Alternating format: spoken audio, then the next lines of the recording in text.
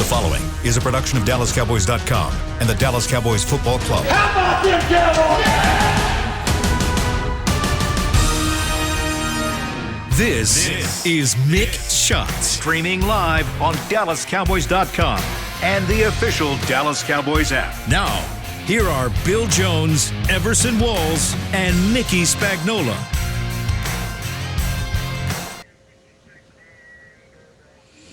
All right, here we are. It is time for another edition of Mick Shots. And as we are preparing for this show, my Wi-Fi signal is much like the Dak.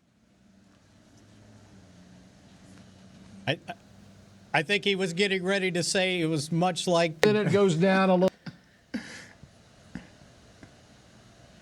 Just going to have problems. We finally were all going to be back together. Bill Jones, Everson Walls, myself, Mickey Spagnola, and now Bill is having problems with his internet at home. First it was frozen electricity, no water, and now the internet. Come on, Bill. Yeah, I don't know. Bill had water. He had water, but it was all frozen. That's what happened with Bill. He had the water, but it was all frozen. See, some people could have bailed water out of their pool, but his pool was frozen. Do we have him? Do we have you, Bill? Yeah. My pool was frozen. My pool was frozen also. We were exchanging stories. We were exchanging stories of frozen pool mishaps. I think Bill's neighbor had some issues with his frozen pool, and I had mine. I broke my shovel. I broke my shovel trying to just dig into the ice so that it wouldn't go into my machine itself. Do we have Bill back? Do we have him? No. You know, Mickey, I think you ought to carry on without me for now because my Wi-Fi signal is not looking good right now, but Chris is working on the problem. Well, we have you. I can hear you. We can see you. Does Chris have you? Oh, we can hear. Yeah, I know we can see him, but okay. Here's the deal, Mickey and Everson. Nothing to do with. That's right. You can hear me right now. So how about let's kick things off with Dak Prescott. Oh, That's what a great good place idea! To start. Right? A deal. It's like Everson, we were going to, this thing's called Mick Shots. I was going to say after yesterday and with Dak signing and Bill back, we're going to call it Cannon Shots because we got some big shots to fire today about Dak Prescott. Finally, after all these months of haggling over a long-term deal, they get a deal done yesterday, and we'll try to break it down. It's somewhat complicated, but it has a whole lot of money in it. Everson, were you at all surprised that they got this long-term deal done before they had to administer the franchise tag? I must admit, Spags, I was extremely surprised, but I was pleasantly surprised.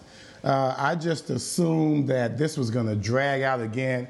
I thought they were going to have to sign him to another franchise tag. I'm so glad they didn't have to do that.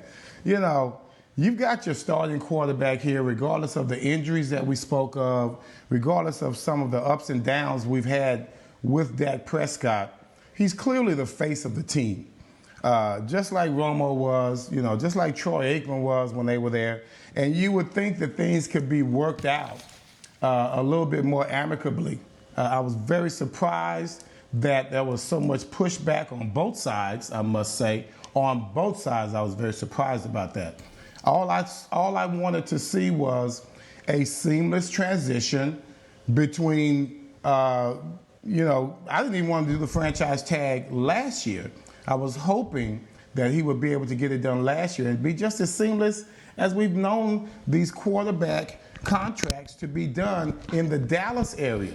We've never had a problem with a quarterback trying to sign a contract in Dallas for the Dallas Cowboys. Am I right about that, Spag? No, they always seem to get done. As a matter of fact, if you think about it, Troy Aikman's first contract when he was the first pick in the draft was finished before the draft even started. And then he signed 2 more as it went along, and there was never really a holdout or a long discussion or anything like that. And then the next one would have been Tony Romo's, and his first contract, not meaning his undrafted free agent contract, but when the Cowboys decided to keep him, I believe it was 2005, 2006, when Bill Parcells and Jerry cornered him in the locker room before a game and said, okay, we want to sign you to an extension, and here's the deal. Do you want it? It was like they had their hands around his neck. And for a guy that was making minimum. Parcells was probably like a Jersey hitman. Right, yeah, Parcells like a exactly. Jersey hitman. Catch them in the alleyway. Hey, buddy, you're going to sign this right now. And he had been working for minimum wage the whole time, which is relative, right? Refuse. Yeah, he said, okay, fine. And then when they did the next one for, I think it was 7 years, they did it on Good Friday. And I remember writing the story. Yeah.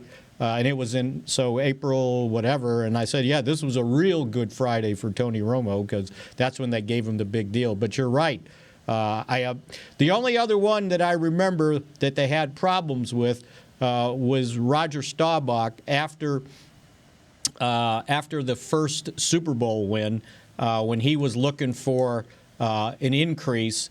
And Tex Schramm was kind of holding him at bay. He didn't want, I don't know. And Roger would tell the story that he went into Tex's office and he was sitting in the outer office and his administrative assistant was telling him, now, Tex is busy. We'll get to you.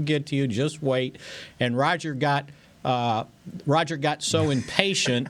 They were at that office tower, like 7 or 8, 10 Twin floors. 60s. Yeah. Twin 60s. Or whatever it was where their office was were. And Staubach said, I'm going in. And the lady goes, no, we can't. He's not ready. And so he went out the window. There was a ledge outside the window, and he could walk on that ledge. And he jumps up. He goes, I jumped up in front of Tex's window and went, ta-da! And he said Tex was sitting with his feet up on the desk, and he almost fell off his chair. But the bottom line was he got in, and he got his raise, and they knocked out the contract. But other than that, it was always pretty easy other than Danny White trying to get a raise because not only had he become the starting quarterback, he was still the punter. And he thought he should get a little extra. And every year, Gil Bratton would tell him, yeah, we're going to give it to you. And he goes, and you're not going to punt this year. And he would punt, and he didn't get it. And so I think it was like the third time he went in, and Gil told him, well, you know what? I think you need to talk to Tom about it. So Danny said, okay, I got my nerve up. I walked into Tom's office, and I said, Tom, I'm the starting quarterback. I've been the starting quarterback for 2 years. This is going to be the 3rd year, and I'm still punting, and I think maybe I should get a little extra. And he said, Danny, in my day, boy, guys would do whatever they could and even more for their team to help them out, Mm-hmm. And Danny goes, here we go. I lost the argument right there. I couldn't do anything. There we go. So anyway, I don't know that I was. The thing about those two things that you brought up, is in 2 cases. First of all, when you talk about old school, that's Gil Brandt. That's old regime. Right. They're never going to do negotiations correctly. That's just the way it was. We didn't have any recourse as players. Now you got free agency. And Jerry Jones with the new regime at that time, when I say new, the most recent regime, then they realized that with other options out there that quarterbacks need to be signed quickly. But in both cases, running backs had to hold out to get their money. Yeah. Zeke Elliott as well as Emmitt Smith, if you recall, Spags. And so, that goes back to the whole narrative to me of why quarterbacks are held in such high regard as opposed to running backs who seems to be back in the 90s, the running back was the leader of the team in the 80s and the 90s. Now when you're talking about this time in football, this time in the NFL, quarterbacks are the marquee position.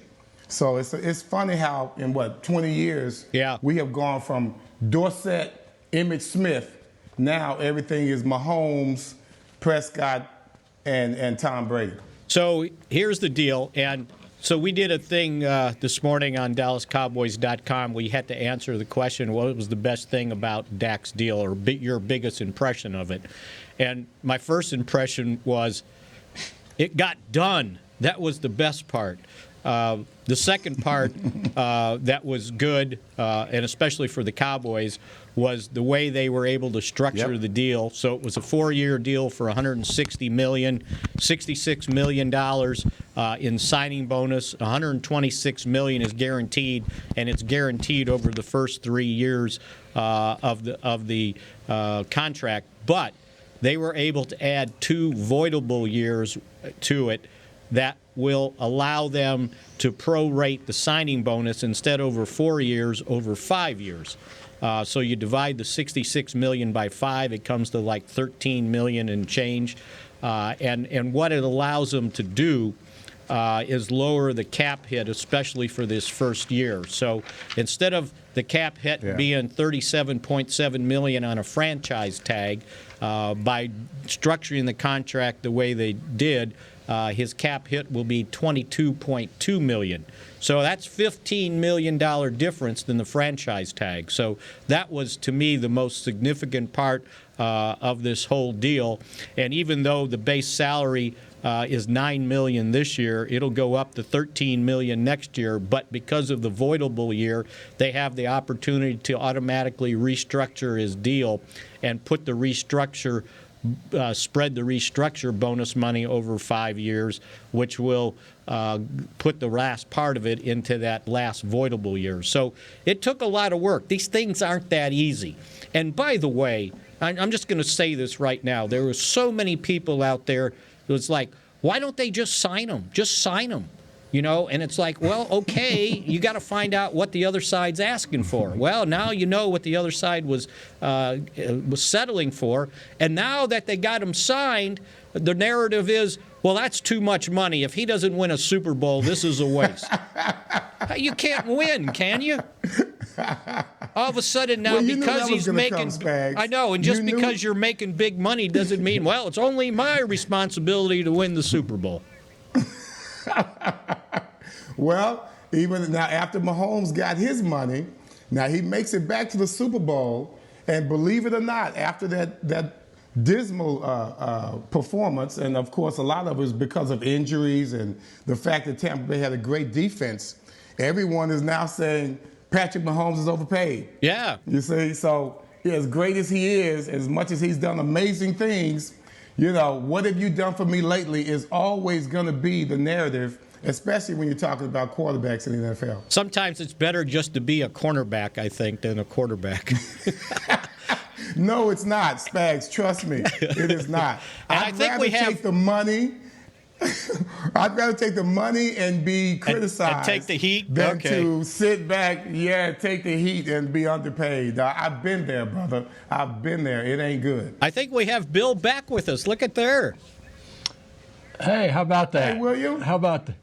Yes, finally. You know, sometimes it's amazing. These the Wi-Fi, the computers, they're all so complicated, and all it takes, I mean, the only way to fix them is to turn it off and turn it back on, right? I that's funny. You're living in the hood. You're living in the hood, Bill. You live in the hood. That's your problem. You need to move in my neighborhood. See, I'm over here with all these nice suburbs. There's so many things. There's so many things. We're just to pull back the curtains here. I'm using an iPhone to communicate with y'all. I'm using an iPad. Cowboys.com. That's the programming signal, okay? And they're all run on Wi-Fi, of course, okay? So the first thing you do is you turn off the iPhone and turn it back on. You turn off the iPad, turn it back on. When that doesn't work, you go to the whole Wi-Fi system. So I had to get up and go turn off my Wi-Fi at the house, and now we got a strong signal. Thank you, Christopher. I gotta solve that for you, because this morning when my wife turned on the television, there was no volume. And I said, well, what did you do? She goes, I just turned it on. And so I kind of picked it up. I said, did you try turning it off and turning it on again? Well, no, why would I do that? I turned it off, turned it back on, and everything was just fine. So I have learned with dealing with the IT department, if something doesn't work, that with technology, you turn it off and then you turn it back on. That's right. Had to go Here's to school another for that. Here's another story on that. Okay, Oh no. It's still not working.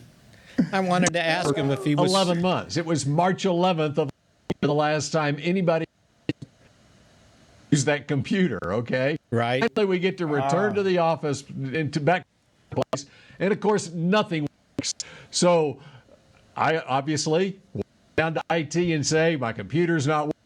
Okay, got IT, and all he does. He just turns it off and turns it back on again, and there it's working again. So And he gets paid big bucks for that. That is ridiculous. So he gets paid thousands of dollars for that. So, Bill, yesterday afternoon, I was sitting here going, not knowing, I saw. I think the announcement came out. I loved it the way everybody says, "Oh, I broke the story." Well, no, the Cowboys broke the story. They sent out an email, right? They did. Scott Agolnik. No one had email, it. That's right. Scott Agolnik broke the story, right? And I just happened to be on the email at the time it popped in, right? But before that, I was sitting there going, okay, we got to find something to talk about. How much more can we talk about the contract, the franchise tag that was supposed to be have a 3 p.m. deadline?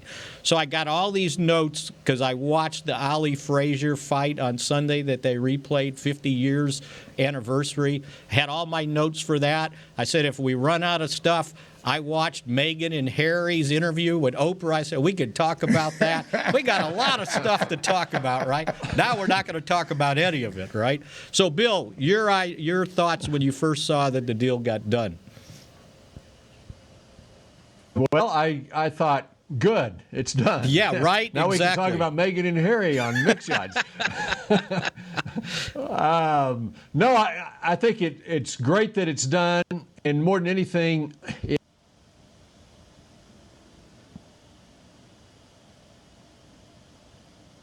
oh no! Come on, spin. I know. I thought the one thing that had to get done, they had to create room. They had to create room as far to do some work, just to re-up their own people as much as anything. It's not like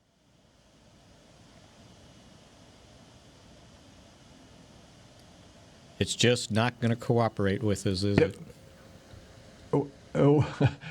What's going to be great, and we're having some issues with my signal again.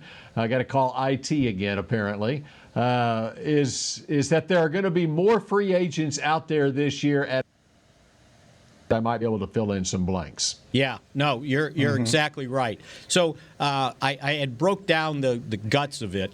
That one of the things that's been pointed out is $95 million of the 126 guaranteed is guaranteed at signing, so that takes up the $66 million signing bonus that he gets immediately, his 2021 salary of $9 million, and his 2022 salary, it's $13.2 million.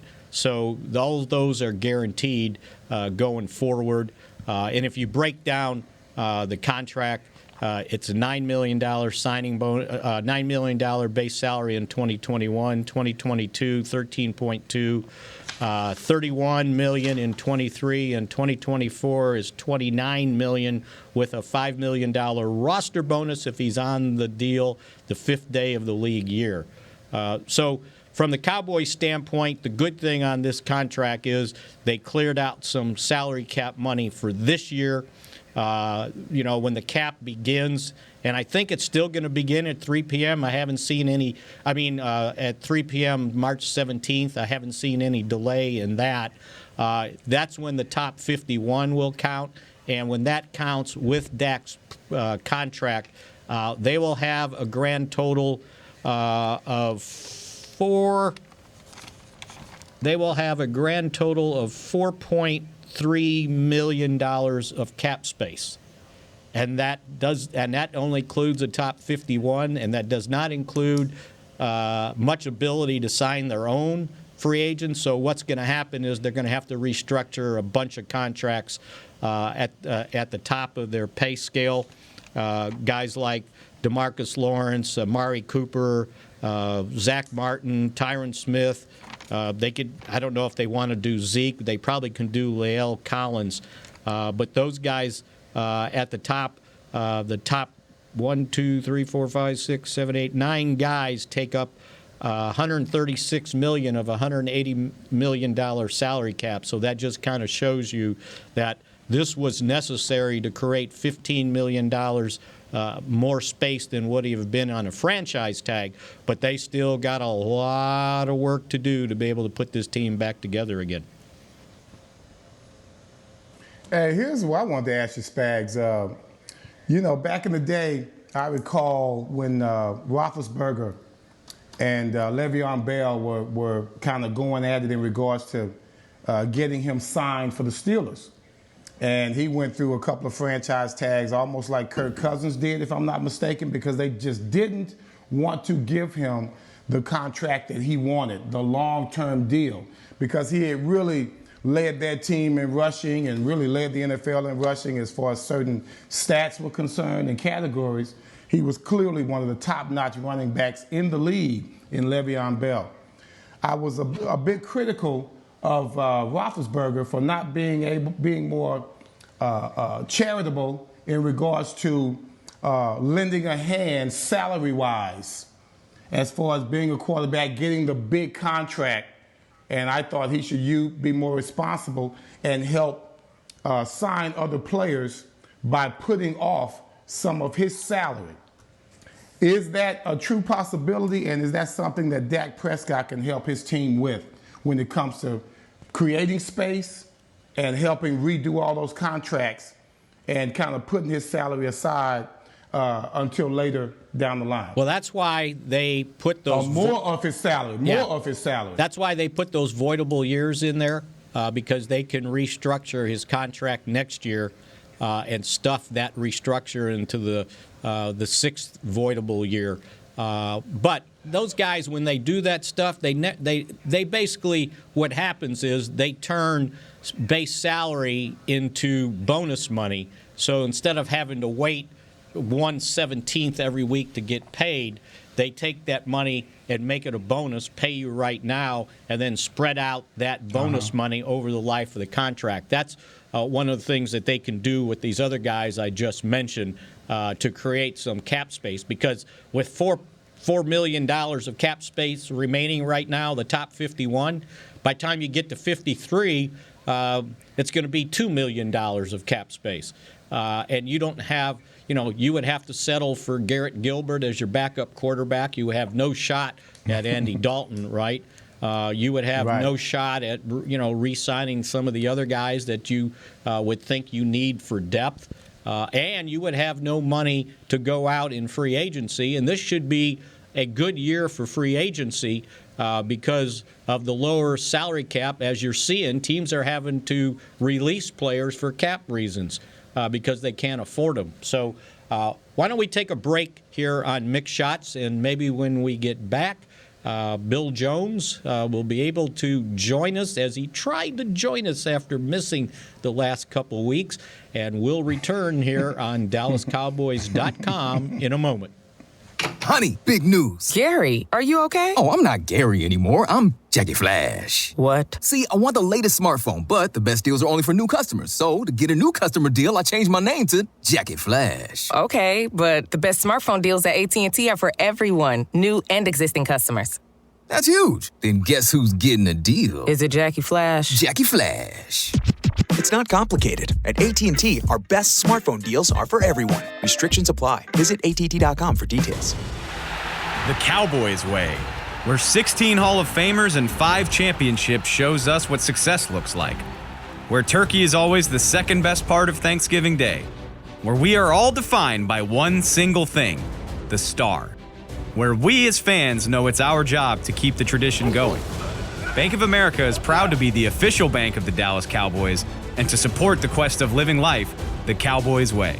Copyright 2020, Bank of America Corporation. Grab some OtterBox gear and get ready for hanging with the boys. From rugged venture coolers to tough as nails elevation tumblers, we've got what you need to keep your game day drinks frosty and your football feast ice cold. And with cases, screen protectors, and power accessories, you can defend your phone and stay connected to every play. Gear up at OtterBox.com and amp up the fun of every Cowboys game. That's OtterBox.com.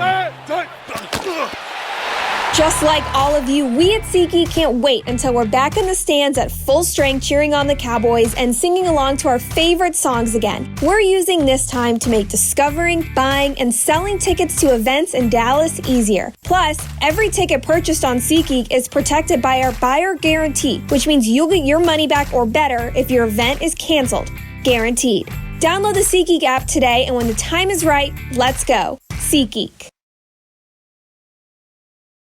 Back to Mick Shots.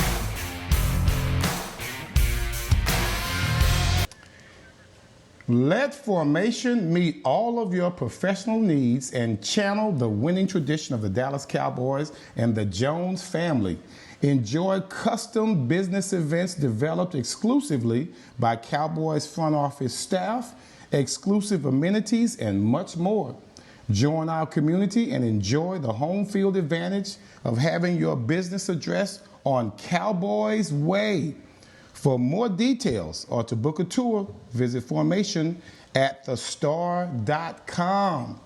And I'm a living witness. I have my office at the Star, and it's amazing coming there and getting business done. They have everything you need. I can vouch for the Jones family in that regard. All right. You're signed. A personal testimony. Yeah, I'm sorry. Personal testimony. I shall be looking for my check in the mail real soon. So, Everson, last night I was watching a replay of the Grambling-Jackson State game. Did you happen to watch that? I did not get a chance to watch it. I have been coaching kids all weekend with FBU camp. I was in San Antonio and Austin. Didn't get to watch the game. I finally got back last night, Sunday night, late, really late, and I have been beat. Ooh, man, being a coach, man, they need all the money they can get. I was there for 2 days. I could imagine trying to coach somewhere for 2 years. Coaching kids for 2 days, I want to go and just have a drink somewhere. So I didn't see who won the game, though. I didn't Grambling and No, I'm lying. I know exactly who won the game. Oh, Deion okay. Sanders and Jackson State comes into Grambling. I don't think they've won at Grambling in so many years. And it was a very exciting game. I think it was like 32-29, if I'm not mistaken. And, well, if I'm not mistaken, it was very exciting. And, man, when you think about this, all of the, not the Power 5 schools, of course, but you're talking about the, what I call D1 schools, they are so excited to be playing football right now. This is spring ball on steroids. So you've got McNeese State, you've got the Gramblers, you've got the SWAC, all the SWAC teams that are playing, all the HBCU teams are finally getting a chance to show what they can do. And it's a bit of a weird timing issue, playing ball in the spring, but they are doing the best they can with it. And the only unfortunate thing, Bill, I don't think the band comes along with them when they play. And sometimes that's the best part of the ball game is halftime. And I don't think any of the HBCUs are bringing their bands with them, which, that's an integral part of the entertainment when it comes to HBCUs. But I think it's great that they have the spring. They're the only ones playing, and so I'm sitting there last night. There were no live sporting events. Mavericks weren't playing, Stars weren't playing or anything. So I'm flipping around, and I landed on Grambling and Jackson State, and I watched them. That Jackson State quarterback looked pretty good, I thought. But more than anything, for those kids that are playing in those games, now they've got a stage in the springtime, spring football, and they're making the most of it. And And I can, I'm sure they'll go back to a fall schedule, but there's some advantages them playing a spring schedule as far as TV goes and so forth. That's right. It's almost like we had the different leagues from trying to challenge the NFL or an alternative to the NFL. They had carte blanche as far as TV contracts were concerned. So yes, this is a great opportunity for those kids to do something and show what they can do. So Mickey, what do you think is the best part of the Dak contract? You may have touched on it in our first segment. I know you were there. That was what was being talked about this morning. You mentioned, but what is it that you think is the best part of the Dak contract? Well, as I said, it's done. That's probably the best part. And the next best part was the fact that the long-term deal avoided the $37.7 million cap hit on the franchise tag, which opened up $15.5 million more for them to use on the salary cap in free agency. As I pointed out, they only, at this point, they're top 51 against the cap. If nothing changes between now and March 17th, they have $4 million in space. That's it, $4 million. So the best part was that it got done. Now, there's a lot of folks out there, going on and on about, they could have saved money if they'd done this before. The truth of the matter is, in 2019, they had a starting quarterback for $2 million. In 2020, they had a starting quarterback for $31.4 million. So that's 2 years of starting quarterbacks for $33.4. That's an average of less than $17 million a year for your quarterback. So if you look at the totality of the whole thing, they've spent $100, and with the next 4 years, so that means Dak Prescott over 6 years, $193.4 million. So it's less than $40 million a year for their quarterback. And again, the reason why the price went up is because not only do the Cowboys know, but Todd France knows, too, that the NFL is getting ready to nail down a huge TV contract. They were hoping they could get it done this year before the salary cap came into effect on March 17th. But next year, that's going to cause the cap to go back up by a whole lot more than the usual $10 million a year. So basically, this is going to get absorbed. And I keep hearing this thing about, they should have signed him this year. They could have had him for that. Well, yeah, they wanted to sign him. They didn't want to sign. That was the big deal. That was the holdup. They were looking for more money. And that's why, Spags, because of that TV contract. Exactly. Dak and his agents, they were smart. They knew that the numbers were going to go up. So what they were asking, they knew when it was all said and done, no one's going to even think about how much money he has, how much money Mahomes has signed for, because someone's going to come along after this TV contract and they're going to blow all of that money, all of those numbers out of the water, which is a good thing because the NFL, these teams are not paying anything that they cannot afford to pay. Trust me, no one is holding them up in the corner telling them that they have to sign particular players.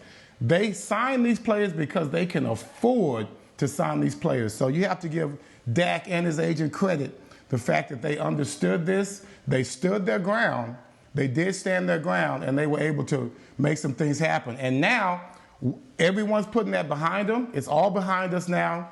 All of a sudden, here we're talking about, okay, let's move on to see if we can keep Andy Dalton as a number 2.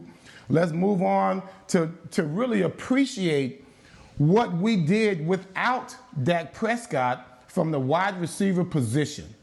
I thought it was just amazing what Amari Cooper did this year for the Dallas Cowboys, this past season for the Dallas Cowboys. I don't know how many quarterbacks he went with. The guy had his best statistical year ever. I saw him shake a Philadelphia Eagle defensive back down with the best crossover move I've ever seen if you were going to look at it from a basketball standpoint.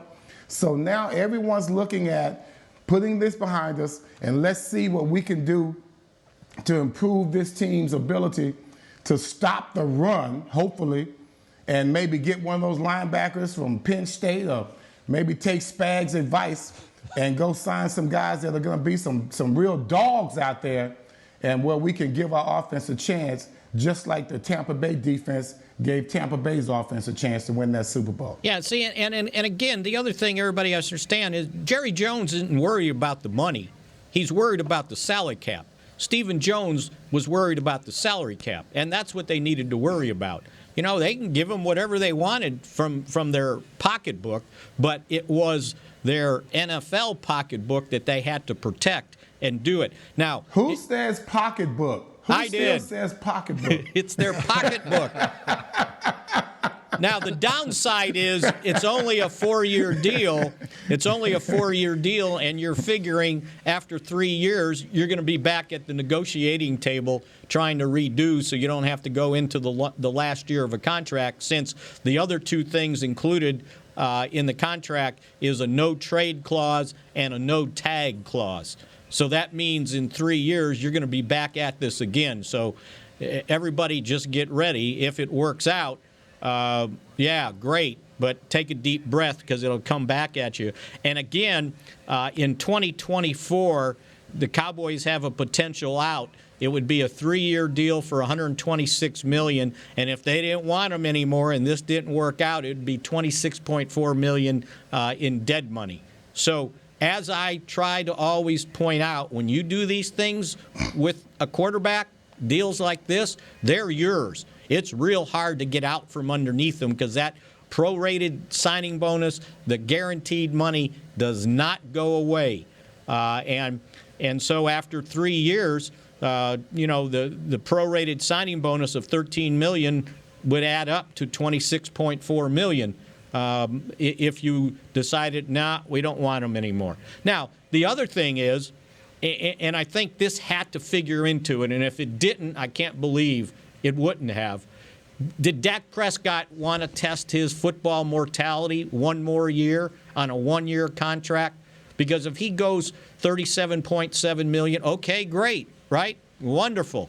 But what if that injury he suffered last year was career-ending and he had no future security? That had to be in the back of his mind that we can't do this again. We got to get this thing done somehow, some way, get my money, but also get my security, and don't tempt fate again to pass up $66 million guaranteed signing bonus for $37.7. So sometimes you got to be reasonable at some point in these negotiations. Hey, Spags, you remember back in the day with no free agency, really no protection, we would use any tool that we could in negotiations, and holding out was really all we could do. Gil Brandt's looking like a genius because, they've got us by the short hairs, I guess is the best way to say it. And so now, at that time, all we had was Lloyd's of London contracts. Do you recall that? Yes. We would get Lloyd's of London contracts for the value of whatever the offer was on the table that we may have turned down. I know that I had to do it back in 1983 before I signed. I did it in 83 and 84. Get that Lloyd's of London contract, because that was if we were to have that career-ending injury, such as we thought Dak was going to have, that Dak could have had last year, then we would be covered as far as our family is concerned, as far as financial security. I don't know if they have to do that anymore. I mean, even with the franchise tag of $37.7, does Dak Prescott or someone like Dak go out and get Lloyd's of London contracts anymore? Do they still do that? I think they do. I've still heard of them pulling out a contract, an insurance contract is what Everson's talking about, to protect themselves against an injury like that. So if you sign a 1-year deal, you go, okay, I'm getting out this insurance contract in case something happens. But whatever it pays, it's still not going to pay what a long-term deal would pay. So you have to factor that in. And I think, from what I understand, Dak was here yesterday doing some sort of read for a charity or something, and he already knew this thing was going down, and he was in a pretty good mood. So, and I saw stuff online. Pictures of hugging his dad and everything. So it was a big day for the family, and a big day for the Cowboys to it's like when you decide to buy a car, right? You sit there and you deliberate, and you kind of drive yourself crazy trying to get the best deal, and then when you do it, it's like, okay, I can go on to the next thing, right? I don't have to have any more anxiety about that, and I'm sure that's what's going to take place. I gotta say, Spags, I know we gotta take a break probably soon, but just think about what his family's been through as well. Dad's there for him. Of course, losing his mom, Dak Prescott losing his mom years ago, but Dad being there for him, his brothers were always so tight, and then the incident with his brother. I think that was this off season. You have to say, no matter whether you like his play or not, or whatever he stands for, you got to feel good about that family, that they are able to move on and do things the right way, even in the midst of some of the tragedy that they've experienced. Really throughout his entire life. And really, the way, he's earned it. Nothing was given to him. He comes in as a 4th-round draft pick, 135th pick in the 2016 draft, and now here we are going into 2021, and he is the only quarterback in that draft who is still with the same team. Isn't that something? Yeah. That says a lot right there. That says a whole lot. And even going back to his time at Mississippi State, he earned everything he got at Mississippi State as well. And so you feel great for him, and that is exactly the type person that you want to be the face of your franchise. That's right. That's what Dak Prescott is now confirmed as with the new contract, at least for the next 4 years. All right, we continue with more Mick Shots, and I'm going to pose the question. So we took care of the starting quarterback. What do we do at backup quarterback now when we come back on Mick Shots? We're back with a tasty treat that's sweeping airwaves and taste buds. It's new Dr. Pepper and Cream Soda. Let's take a listen. Dr. Pepper and Cream Soda's here. A new combo that's music to my ears, okay. Let's play. Cream Soda and Dr. Pepper time. Pour it in a glass of ice.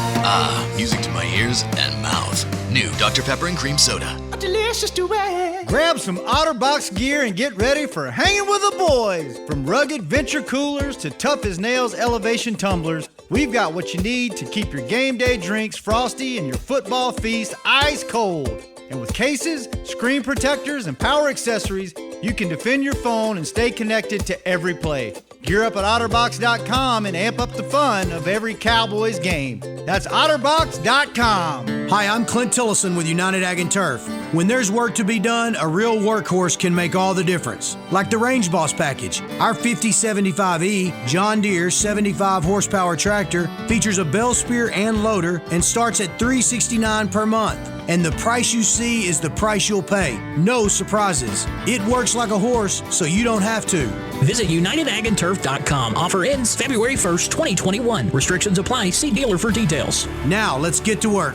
Want to use what the pros use? How about the official men's skincare brand of the Dallas Cowboys? Jack Black. Right now you can get the Jack Black Starter, a curated collection of Cowboys locker room favorites for just $10 with free shipping. The starter includes 4 Jack Black skincare favorites plus a full-sized intense therapy lip balm. Go to getjackblack.com/Cowboys and use the code word TEAMJB. That's getjackblack.com/Cowboys. The Jack Black Starter, $10, free shipping. Back to Mick Shots. Cowboy fans, spring has sprung at the Pro Shop, and we're here to kick off your Cowboys Nation spring break. Staycation or vacation, come see us for plenty of official apparel and accessories meant to make each day a relaxing retreat or a star-studded adventure. To run a winning play for spring break, visit us in stores and online at shop.com, DallasCowboys.com. I should have read it. Nope, you blew it. I should have read it before. I should have read it before I started doing it. Let me finish this for you. To run a winning play for spring break. Visit us in stores or online at shop.DallasCowboys.com. Thank you, and you're welcome, Spags. The winning play got me. It was too corny. Yeah, the running play, that was corny. Even when I read it, I thought that was very corny. I should have read it ahead of time before it busted me up like laughing. All right, I didn't Bill. think that would bust you up. That was. Hey, Bill, I was going to make one more point before you went on. You know, the other thing that I think this does, and Everson can speak to this, I think when the teammates see what he got, I think it energizes them, too, to, all right, we got our guy back. This is behind us. And they know what's going on, because I remember 2 years ago, it was the offseason, and we were in the locker room, and somebody had asked Dak about his contract, so it would have been 2019. And somebody said, yeah, but if you take all that money, you know, other guys, they're not going to have money to re-sign other guys like La'el Collins. And Dak perked up and he goes, La'el, does he need a new contract? And somebody said, yeah, I think so. And he yells across the room in the locker room, hey, La'el, you need a new contract soon?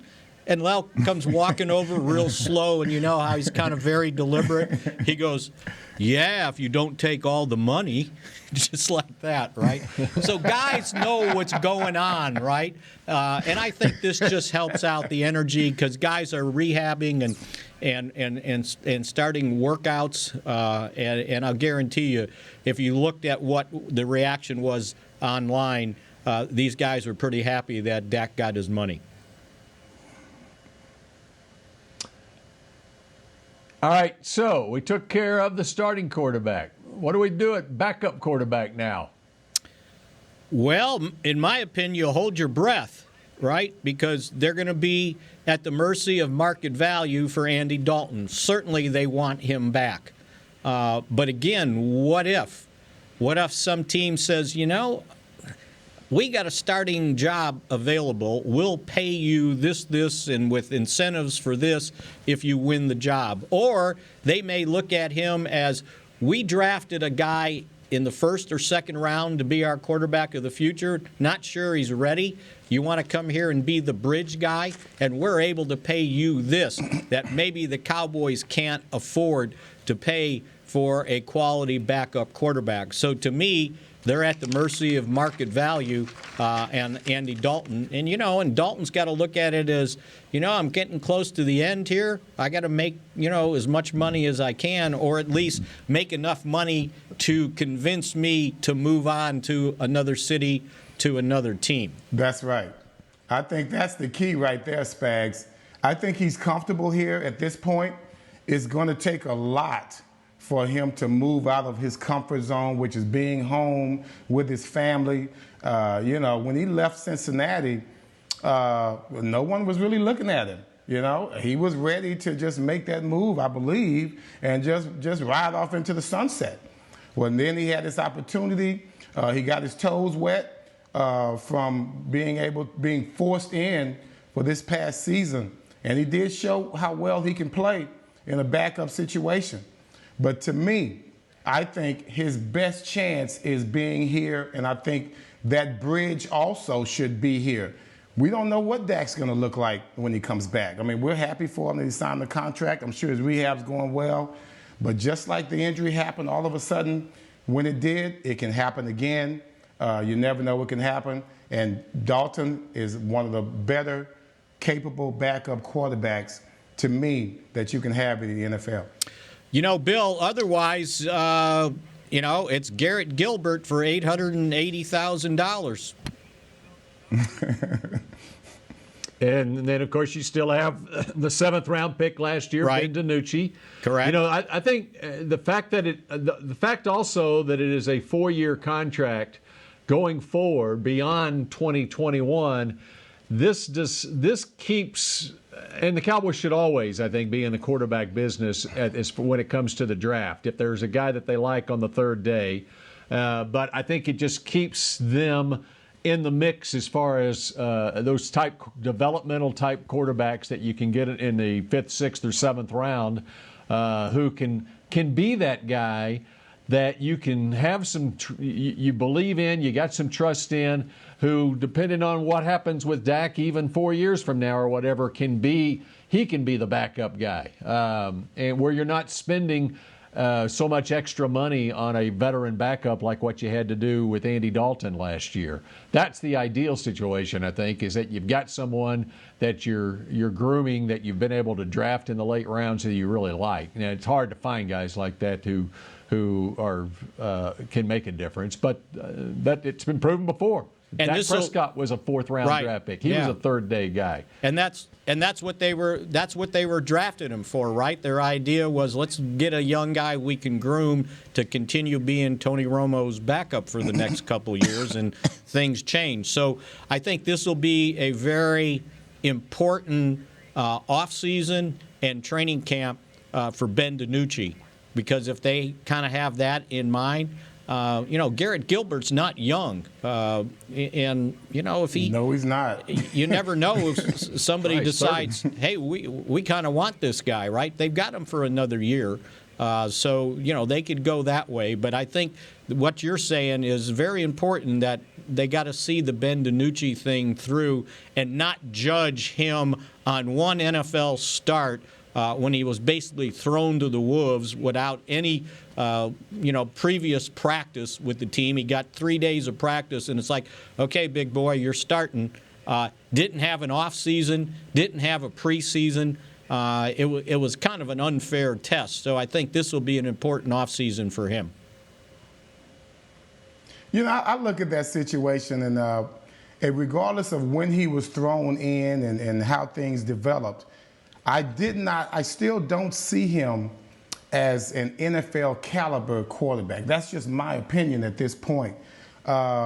Usually when teams sign quarterbacks these days, they're almost looking for them to do something right away. I mean, within the next couple of years, you need to be ready and developed to go. They don't really like hanging around too long in a backup situation.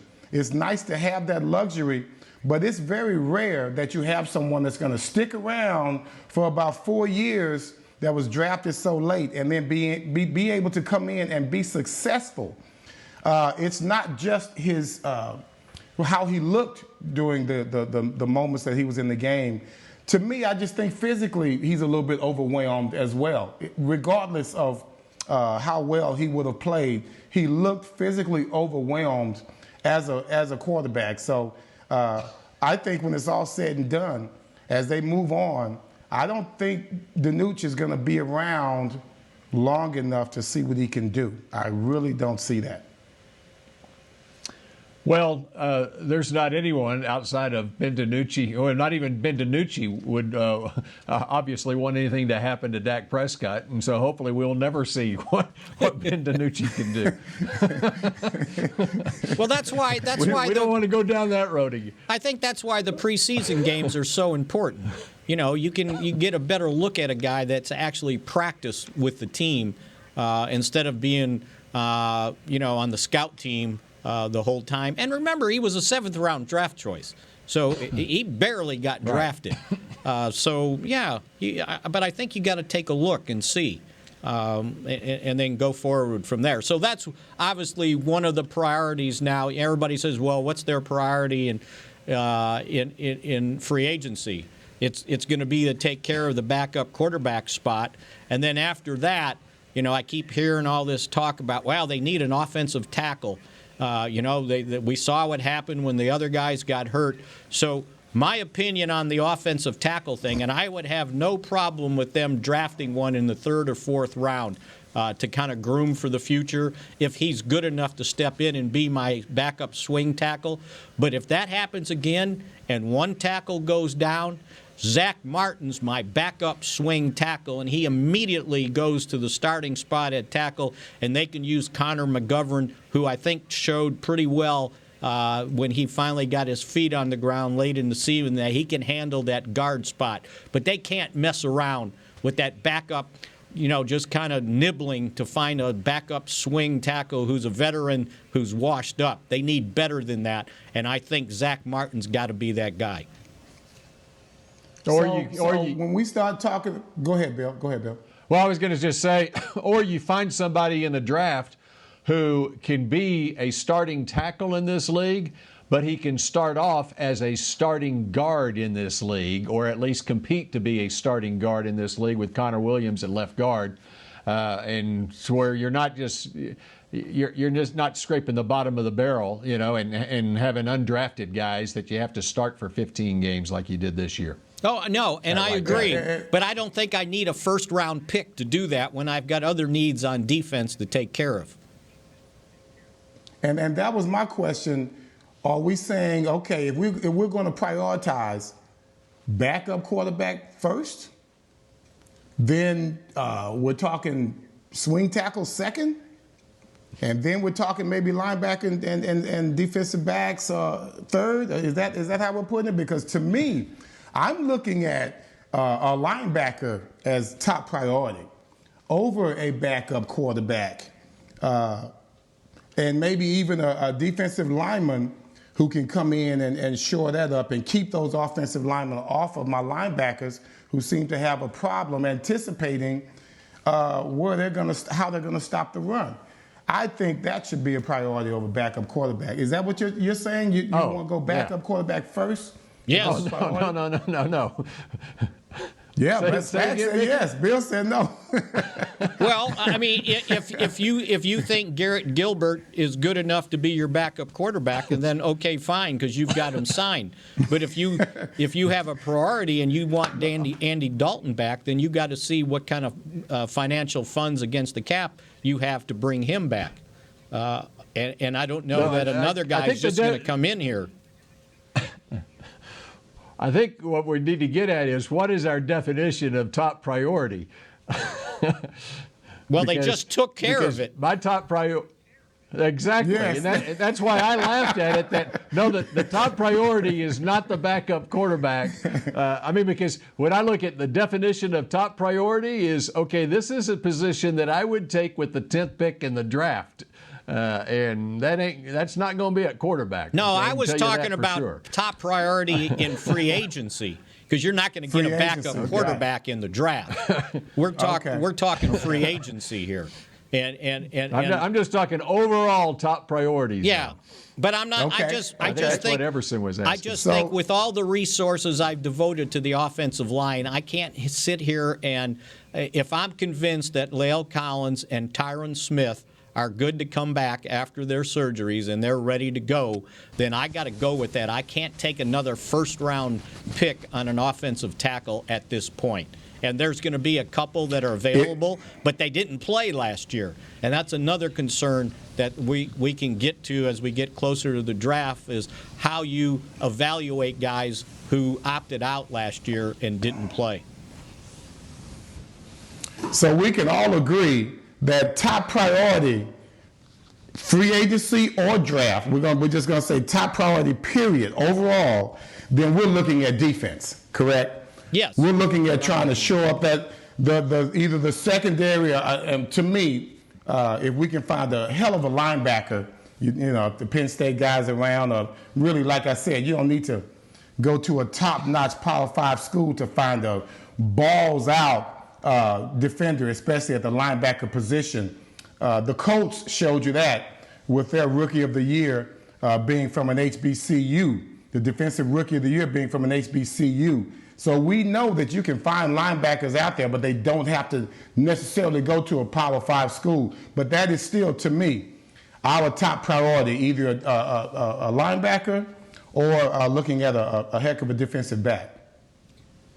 And see, Mickey. the problem. Oh, I'm sorry. Go ahead. I just saw the time. Yeah, we're up against it here. Yeah. Yeah. Okay, my last question for you, Mickey, is what are you anticipating as far as a Dak Prescott press conference tomorrow? Are we looking virtual or in person? What do you think? You know, I sort of started thinking maybe a real spaced out press conference where the seats I'm thinking in person. Are spread. That's what I meant, and we're spread out, sort of the way they did for, those NFL press conferences during the Super Bowl. Maybe the way they've done with some other sports where you see a seat here, a seat way over here, a seat way back there, and everybody's spread out. I think that's maybe a possibility. Maybe Jerry will invite the governor to the press conference, too. Tomorrow's the first day that he's dropped the mask mandate, and maybe the governor can show up. Stop, Bill. Don't try See, I can't do that, so you can't either. I can't do that, so you cannot do this. Do not be drawn. Otherwise, we are going to go way off the rails here. I'm not going to let you do that. Don't draw me off sides. That's not fair. All right. And we have not seen any details yet. As of this hour, at 12:30 on Tuesday afternoon, I'm just checked my email to see if there's been an announcement of a press conference time tomorrow, and I have not seen one yet. But keep it tuned in here to our social media channels, and you'll be able to watch it live. And I'm with you, Mickey. I'm thinking it's an in-person, somehow, some way, mask on, in-person press conference tomorrow. And spaced out, and maybe they'll have somebody here offering vaccines as we go. There you go. That's all right. That's a joke. Well, that does it for that does it for Mick Shots for a Tuesday, a Dak Prescott Tuesday. And wow, next Tuesday is going to really be something because free agent negotiations actually begin on Monday. There's going to be so much to talk about next Tuesday here on Mick Shots, the day before the new league year. For Mickey and Everson, I'm Bill, and we'll see you again next time on Mick Shots. This has been a production of DallasCowboys.com and the Dallas Cowboys Football Club. How about this, Cowboys?